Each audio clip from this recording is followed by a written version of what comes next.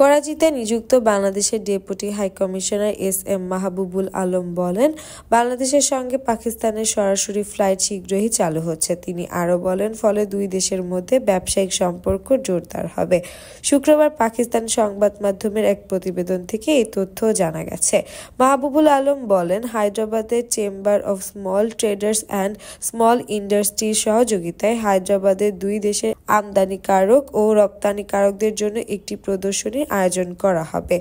এছাড়া মাহবুবুল আলম 2025 সালের জানুয়ারিতে ঢাকায় অনুষ্ঠিতব্য বার্ষিক বাণিজ্য প্রদর্শনীতে অংশগ্রহণের জন্য পাকিস্তানের ব্যবসায়ী সম্প্রদায়কেও আমন্ত্রণ জানিয়েছে।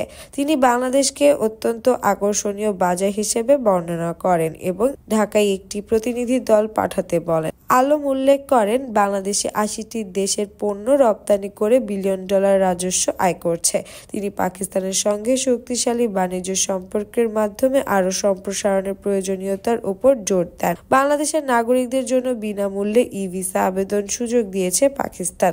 অনলাইনে আবেদন করলে কয়েক ঘন্টার মধ্যে পাওয়া যাচ্ছে ই-ভিসা। বাংলাদেশি যাত্রীদের পাকিস্তানের বিভিন্ন গন্তব্য নিতে দীর্ঘদিন ধরে আগ্রহ প্রকাশ করছিল পাকিস্তানের ইন্টারন্যাশনাল এয়ারলাইন্স।